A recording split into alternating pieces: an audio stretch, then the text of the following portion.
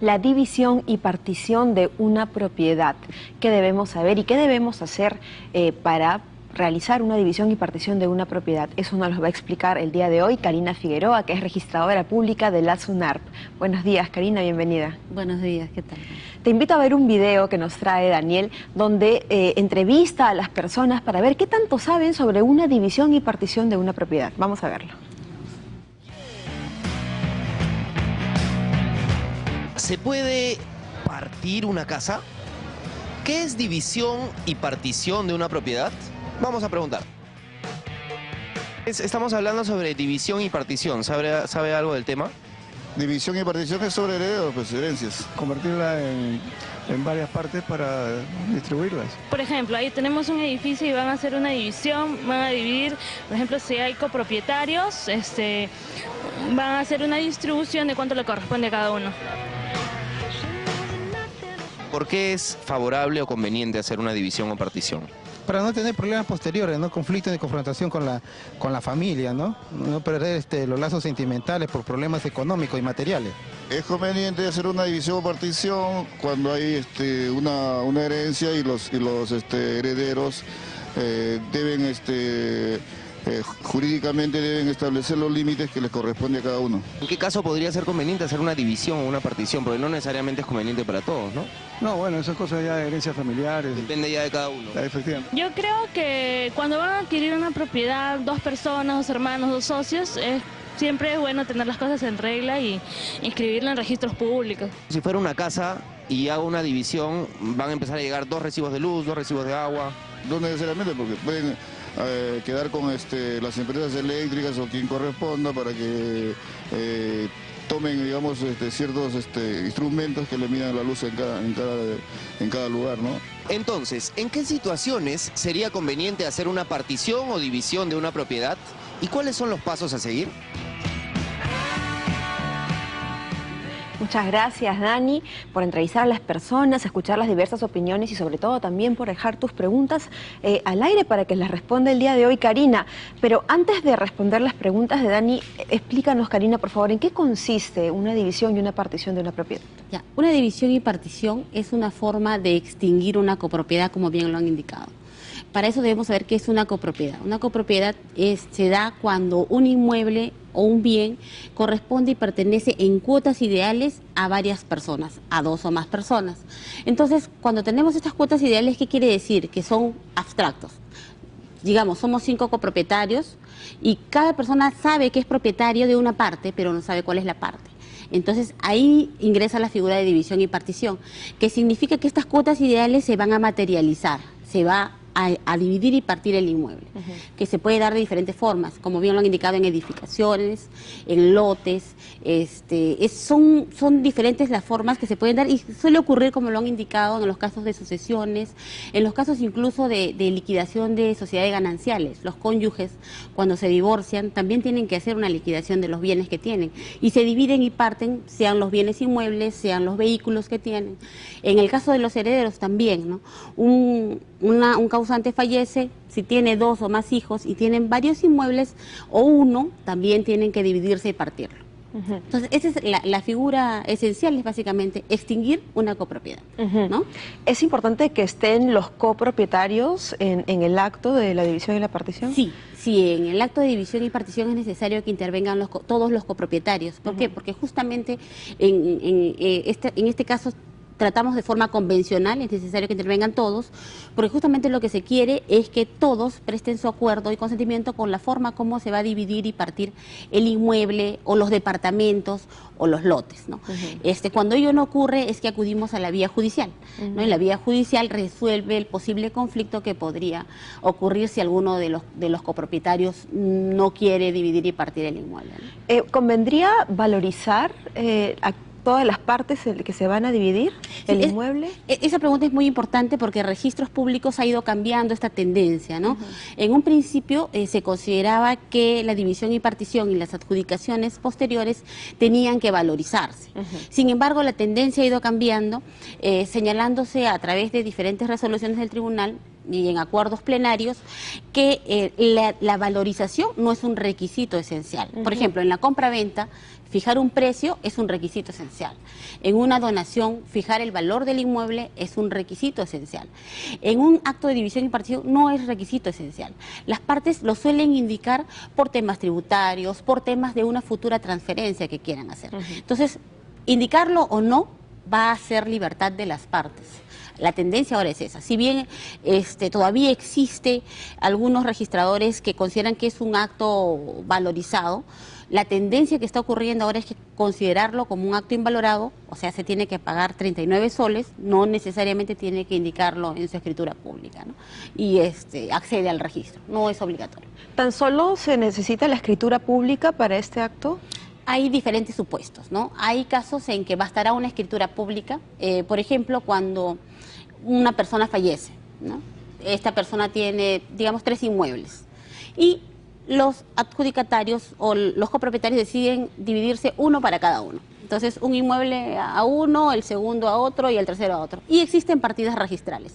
En este caso, basta la escritura pública, no hay mayor requisito. Pero existen supuestos más complejos, como podría ser el caso de una subdivisión. O sea, digamos que De un mismo inmueble se fraccionan, ¿no? Entonces, salen diferentes lotes. Entonces, en este caso hay un acto previo que realizar, que es la subdivisión. Esta es una clásica observación que se realiza en registros públicos, ¿no? Algunos presentan su sola escritura, indican el área del predio, sus linderos, frente, derecha, izquierda, fondo, pero les faltó el acto previo, que es ir a la municipalidad si es un predio urbano y obtener su resolución municipal, su plano, su constancia negativa o de catastro. Entonces, hay actos previos que realizar. Y si es una edificación, por ejemplo, ¿no? Digamos que es una casa que tiene 5 pisos, y aires incluso podría tener, ¿no? Pero en registros públicos aparece un lote. ¿Qué tiene que hacer previamente? Tiene que hacer previamente su declaratoria de fábrica, su independización. Esos trámites son con la municipalidad, básicamente, ¿no? Hay 2 formas. Puede ir a la municipalidad o puede hacerlo a través de un formulario registral, ¿no? Que con intervención notarial, que son los actos previos a realizar. Ahora, ¿cuáles son los requisitos? ¿Cuáles son los pasos a seguir para poder realizar esta división y partición? Ya, en el caso de tratarse de un acuerdo convencional, la escritura pública, como ya le indiqué, si existen partidas independizadas, bastará la escritura pública correspondiente. Si es que vemos que van a haber fraccionamientos de predios, sea rurales o urbanos, vamos a un requisito previo que es adjuntar la documentación técnica de su división. Si se tratan de edificaciones, tienen que adjuntar además el formulario registral de declaratoria de fábrica, los planos correspondientes, un certificado de parámetros urbanísticos y edificatorios, realizar el acto previo de declaratoria de fábrica, independización y reglamento interno, ¿no? Entonces, depende mucho del supuesto. En el caso de un mandato judicial, basta el parte judicial correspondiente, el oficio remitido por el juez con las copias certificadas de las piezas procesales pertinentes, ¿no? Y aquí también ocurren observaciones, ¿no? Porque a veces llega solamente el parte judicial y obviaron los pasos que ya le indiqué, ¿no? Que no realizó la subdivisión, que no realizó la declaratoria de fábrica, no hizo la independización. En estos casos ya hay resoluciones del tribunal que si estos actos previos no se realizaron, es posible inscribirlo como sentencia en la partida registral, ¿no? Igual el registrador puede pedirle la aclaración correspondiente. Y en el caso, por ejemplo, que una persona tiene este predio y ya está, bueno, por ejemplo, hermanos, ¿no? Que se han repartido un mismo inmueble, pero uno de ellos quiere vender la parte que le toca, ¿no? ¿Cómo se hace ahí, cómo se saca el valor estimado? Es posible. En principio, cada copropietario puede disponer libremente, sin necesidad de dividir y partirlo, ¿no? Aquí, ¿qué es lo que transfiere? Lo que dije, transfiere cuotas ideales. Entonces, si yo soy propietaria de un inmueble y quiero venderte un inmueble, yo te transfiero, si quiero todo, la totalidad de mis cuotas ideales te las transfiero, como por escritura pública o con un formulario registral, ¿no? Esa es la forma. La formalidad para el caso de transferencia de cuotas ideales es escritura pública o formulario registral hasta 20 unidades impositivas tributarias, ¿no? Lo que más se usa es la escritura pública. Ahora, ¿cuáles son los problemas que más frecuentemente se presentan en este tipo de trámites? Ya, los problemas más frecuentes pueden ser la falta de adecuación entre lo que acuerdan las partes y la partida registral. A veces los propietarios consideran que su predio mide, por ejemplo, 1000 metros cuadrados, ¿no? Y realmente mide 800 metros cuadrados. Es la primera forma, una primera observación. No concuerda lo que se dice en la escritura y lo que se dice en la partida. O si no, lo clásico, la sucesión intestada. Murió el causante y en la partida registral el titular sigue siendo el causante. Vienen los herederos a dividirse y partirse el inmueble, pero se olvidaron de escribir la sucesión. Entonces, el acto previo es la inscripción de la sucesión. Lo otro son los casos de edificaciones, por ejemplo, ¿no? Las faltas de independizaciones, la falta de subdivisión previa. Son las clásicas observaciones que se realizan al registro, Importante ¿no? mencionarlas, ¿no? Porque Claro, para que justamente los usuarios se den cuenta. En el caso, es clásico, por ejemplo, el de las sucesiones, ¿no?